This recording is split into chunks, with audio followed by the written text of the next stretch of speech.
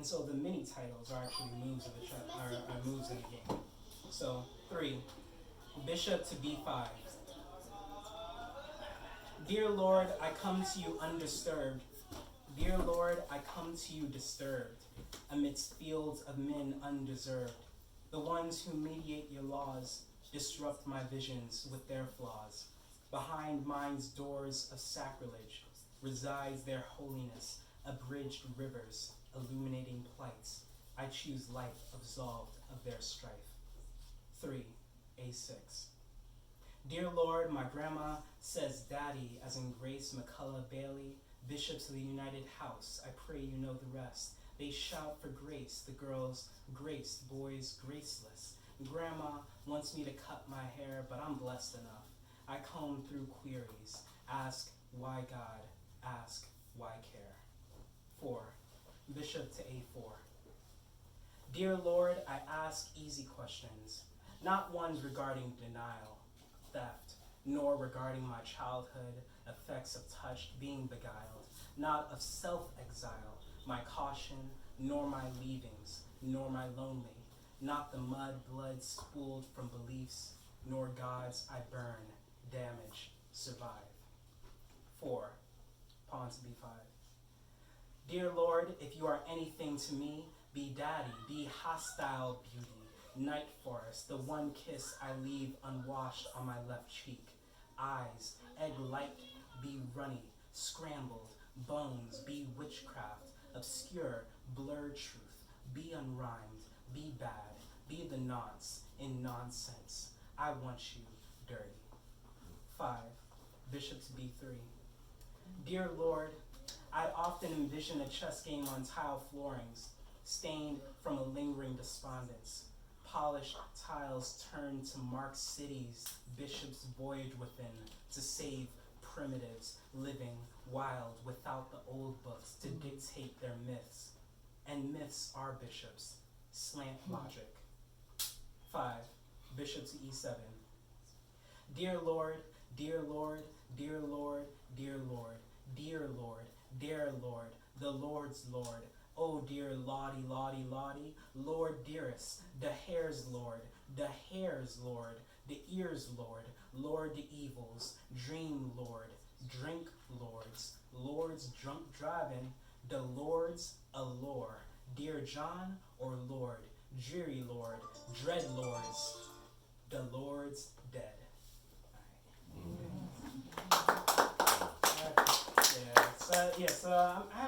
I think that in one more that'll do for passing back. Etheridge Night poem. Yes, Yeah, that's what I was actually. No, that's what I had on. Because you had the you had actually Satchmo. So Louis Armstrong features somewhere in here. So poem beginning with a line by Etheridge Knight. You get the blues in twos, as if a monochromatic empiricism, the slow process of photosynthesis for a poisonous flower or a dead father fading inside his own photograph, edges of light drawing closer to his face. Above us, clouds are cured into indigo after rain with puddles as far as the eye can see. And an eye could see thickets of wheat, a family's jibber-jabber, herds of Rottweilers scruffling in the autumnal fields beside them, as if the ruffling river further behind heightens its shade of noonday. Midnight is its only mother, and the cars whine like trumpets, blizzards of jazz, self-replicating, men paired with their wives and their heirs, hearing the darkest Armstrong sing in cycles, low enough you'd believe the voice could nearly cast shadows.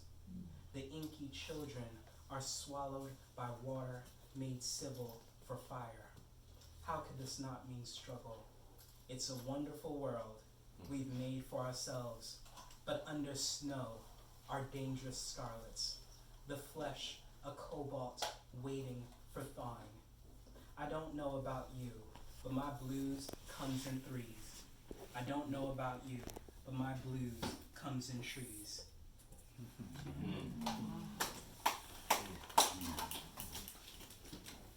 Those are great. Did you ever read the Nate's poems about Crazy Jane Talks to the Bishop. No. You should check those out. Check Yeah, that yeah, out. Okay. yeah. I mean, I know it's far removed from the chess metaphor, but it would be interesting. It's all connected. Yeah. Bishops and all the bishops. Yeah. And I love Ethridge Knight. Yeah. Valley Song, that's one of my favorites. And of course, the idea of ancestry. Yeah. Incredible. Yeah. I think I'll read a couple more, and then you read a couple more, and then maybe we can just open it up for a discussion if you want. I'll read a poem. This is a poem from when my father was dying, and we would come down here from upstate New York to go to Sloan Kettering, which is a wonderful place.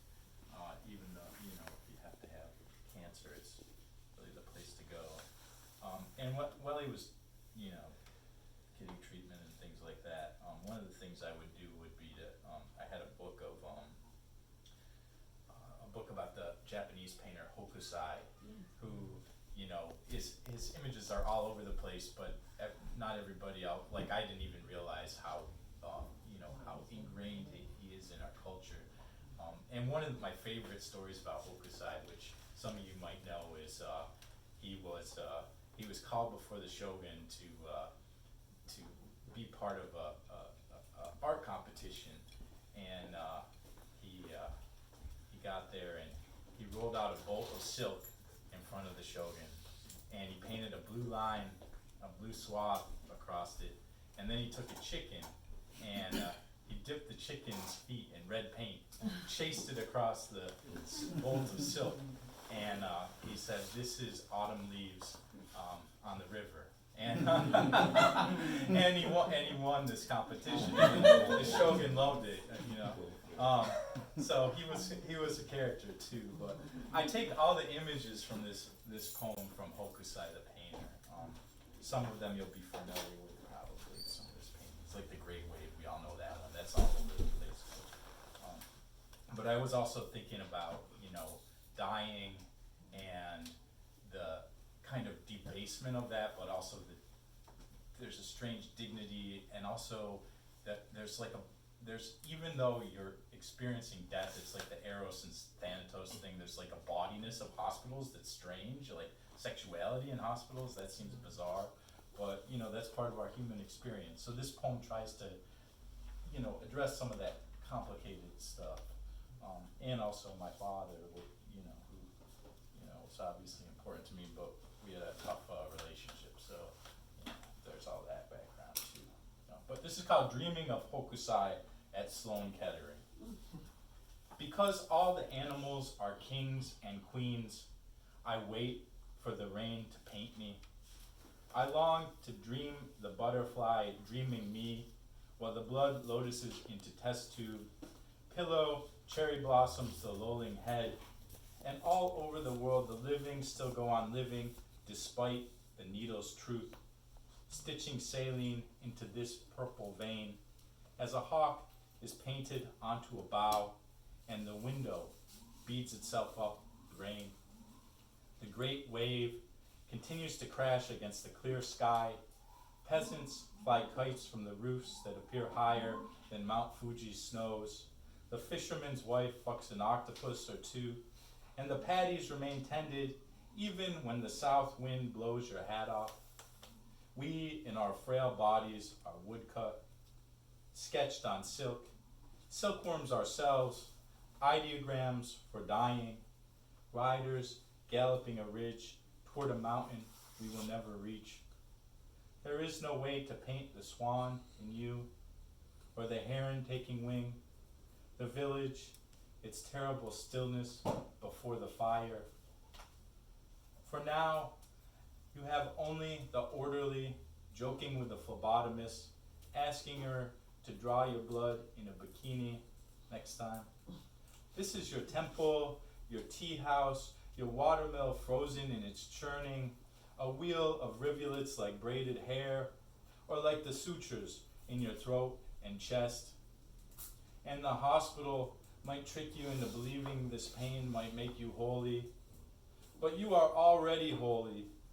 The stooped mill worker with a turtle on a string, the surface of a lake without ripples, the portly monk laughing in his sake, the lumberjacks sawing planks in heaven, the sound of traffic on 68th Street, the sill cleaving flight, a regent of air.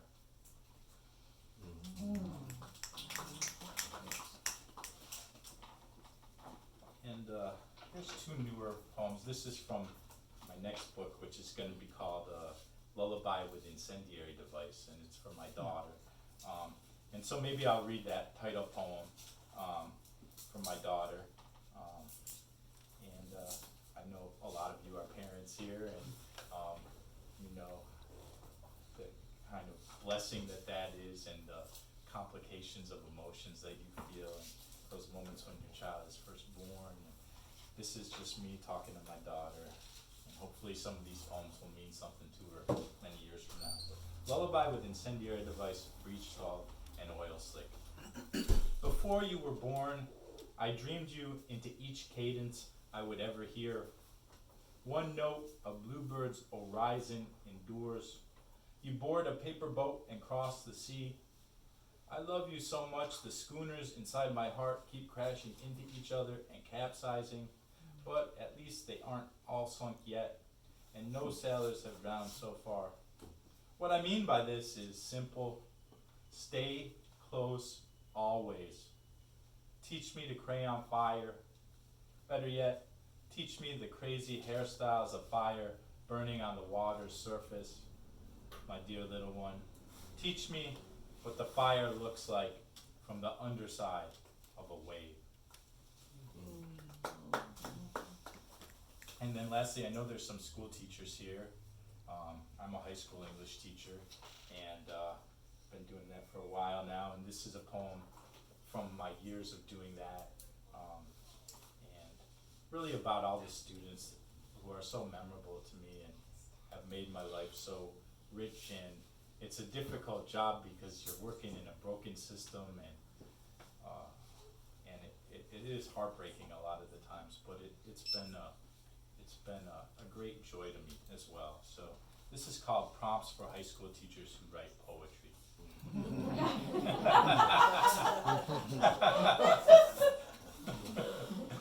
All right.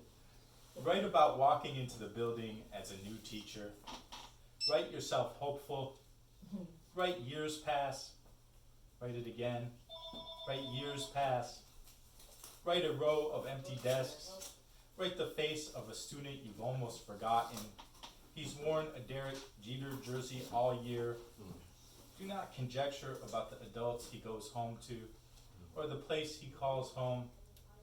Write about how he came to you for help each October morning his sophomore year.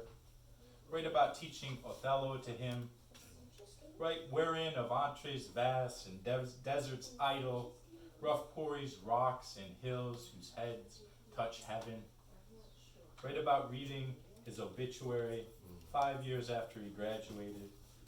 Write a poem containing the words common, core, differentiate, and overdose.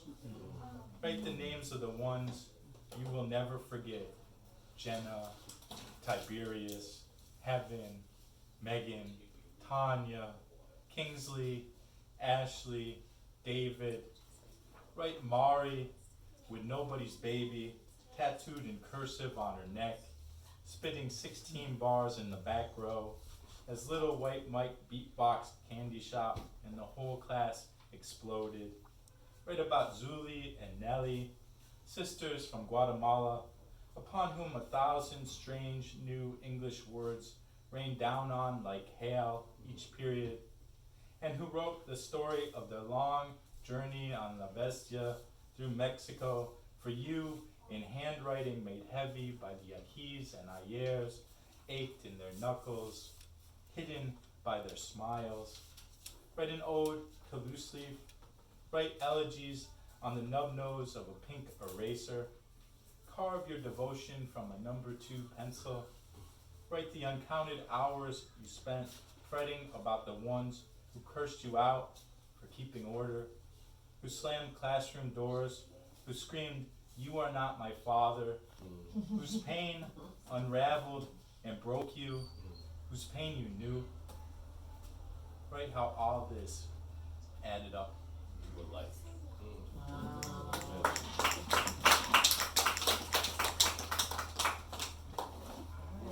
Wow.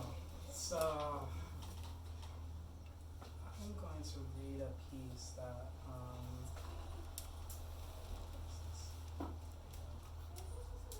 so I was doing a lot of those chess poems in that particular form for I don't know how long. I was just writing them, trying not to like deviate. But then I was up in Ithaca and I was able to like just roam a little bit. And This was for the Saltonstall. Yeah. You should note that he has achieved these honors that people twice his age would kill for, like the Saltonstall residency. That's a huge thing in Ithaca, and being in Best American Poetry. So sorry, I didn't mean to. But it's pretty impressive. You deserve it too. So I appreciate it. So I was trying to be anonymous with the location, but yeah. Of course. But yeah, no. So while I was there, like is deer and all types of animals, and there's like horses along the road and this stable somewhere nearby. But while I used to go out there and see the horses with a couple of friends, some of the other fellows that were there, and after writing these chess poems, I wanted to deviate into figure out like how it would influence my lines if if I stretched out a little bit, and definitely like it showed.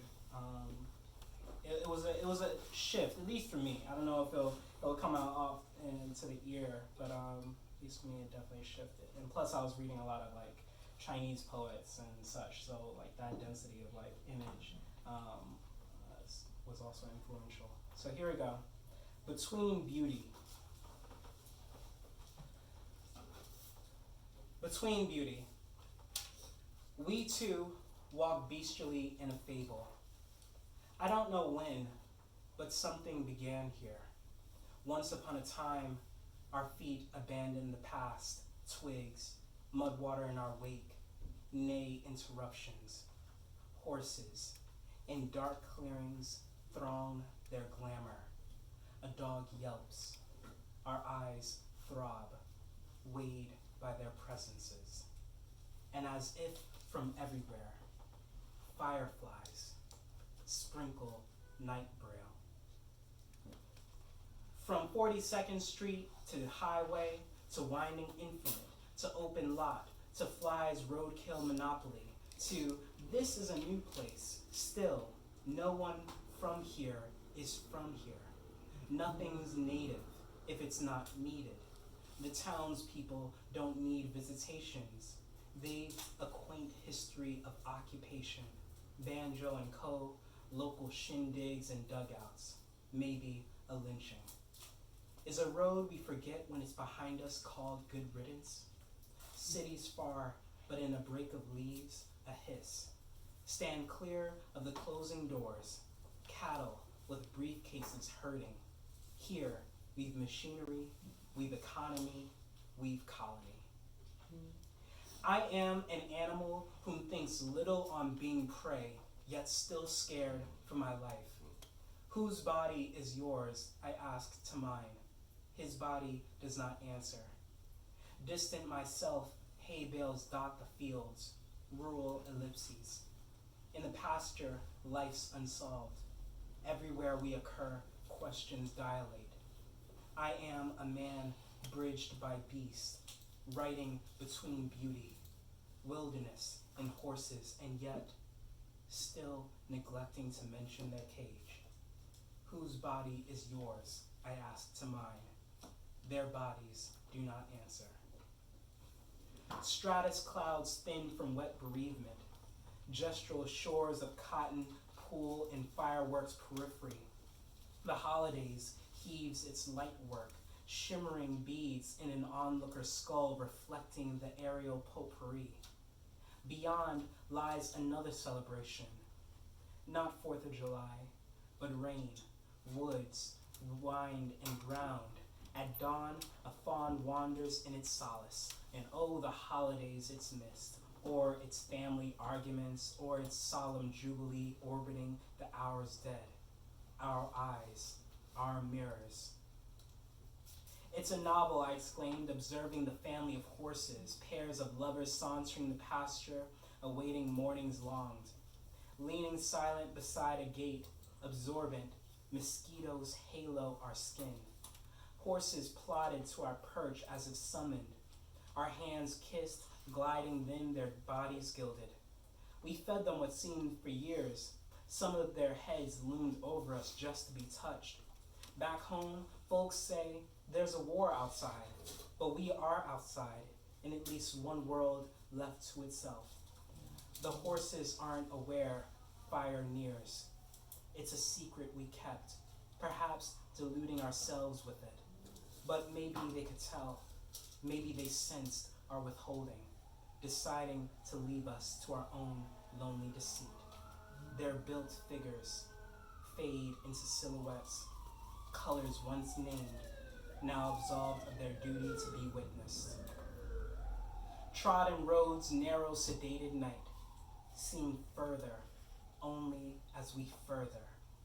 No more civilization, just purpled borders of weeds, insect gossip, and a gate. Minutes procrastinate my stroll. They fill like honey in a throat.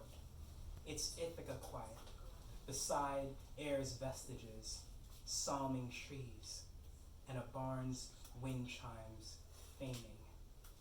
The late sky blues amnesic.